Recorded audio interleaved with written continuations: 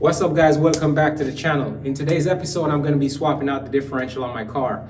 As it stands right now, it's an open diff 3.7 ratio. What does that mean? It means when I put power to the car and the drive shaft sends it to the differential, only one wheel to do a burnout. So what I want to do is swap that out, throw that in the bin, and then put a LSD, which means both wheels will send power to the surface. So the differential that I got, it's a Tomei two-way LSD, and it's a 3.2 ratio.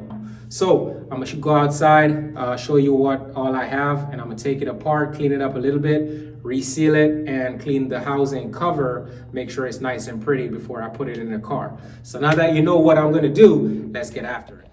All right, so here it is, guys. And like I explained, when you turn the input shaft right here, both the axle adapter pieces, they're both going to rotate in the same direction. So if I turn this way, as if rotating, simulating that the car will be going forward, as you can see, both of them are turning at the same time. The stock one, however, only one of these would turn, which I think is the driver's side would turn. This side over here wouldn't do anything. Likewise, if I rotate this, which is super hard to rotate from here, you can see all three pieces are moving at the same speed in the same direction. So this is a LSD. It's a smaller housing. It's not the big one that comes in the 93 to like 95 turbo Supras. This one is the same housing that comes in my car, or on a Risto. I believe the Supra also uses this diff.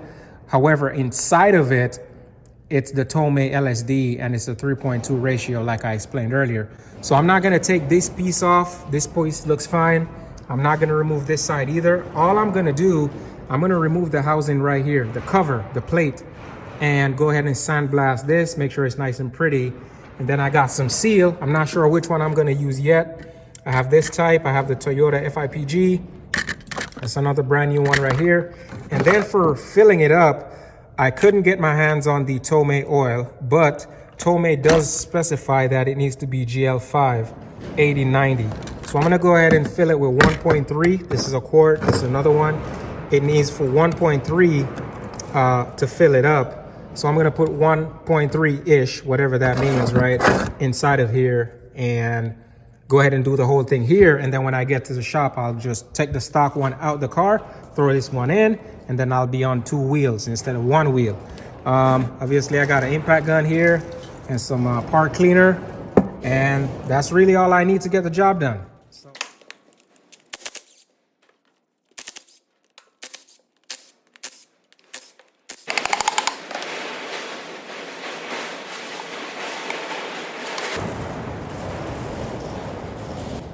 So you can see right here where it says Tomei, obviously the T is covered by the pinion gear, but you can see it right there. Let's see if we can find where it says it's a 3.2.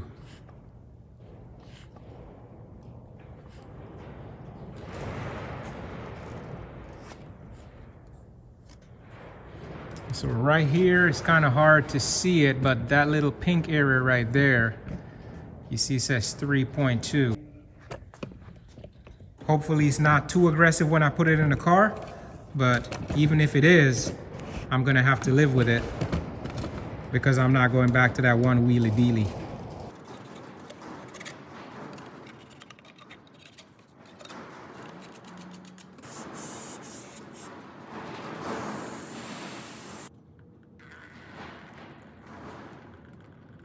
$10 hex to undo the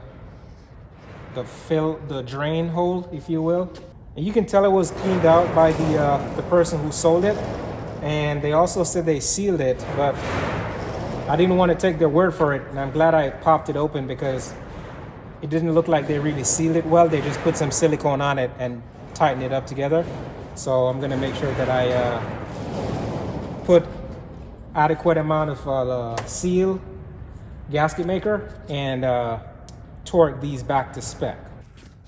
So now I'm just gonna spend some time clean this up real good on this side, and then I'm gonna put some tape over it, tape it up, and then I'm gonna take this part here and run it through the sandblaster, make it look brand new and fresh. Then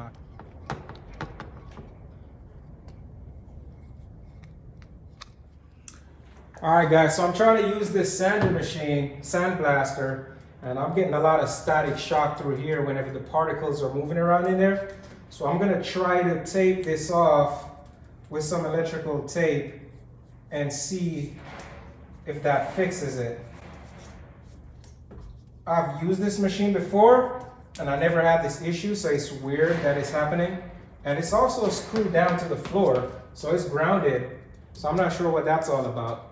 All right, let me give it a go again.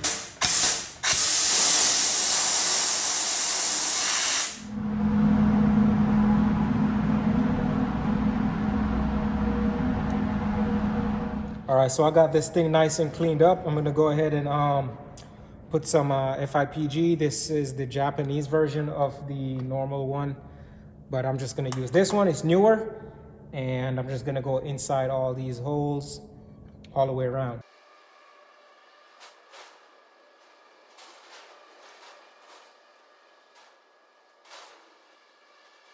All right, so I'm gonna go ahead and put this on now. Just look it over real quick. Make sure there's a seal everywhere. And so obviously you have these two dowels, and that's what you're gonna try to line up with these two holes right here. And also this is a telltale sign. It should be facing up like that. So you can literally just look inside and see where it's supposed to go. And tap it on there and then start, make sure you catch all of these before you start tightening them in.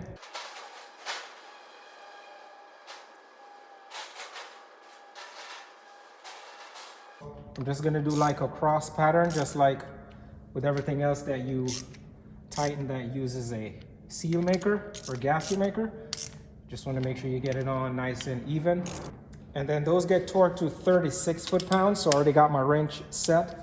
Hopefully I can tighten it on the bench here to 36.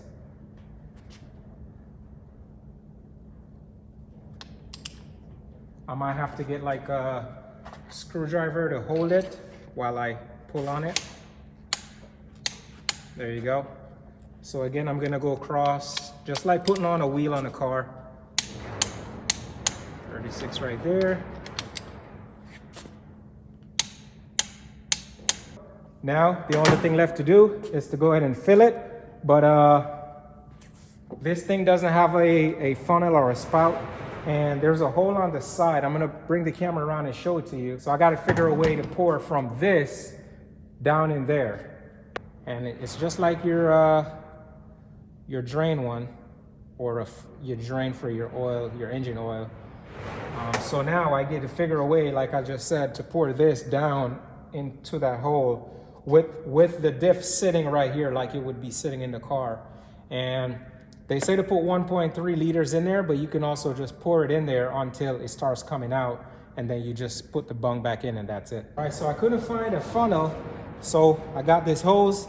It fits in here, and then I cut a water bottle and then I'm gonna have to just hold it in there somehow and pour into the bottle, and it runs in there.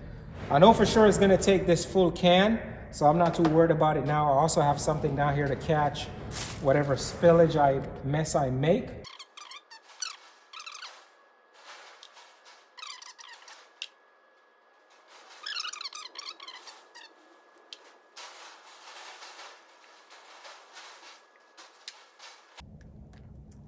So there it is, starting to run out.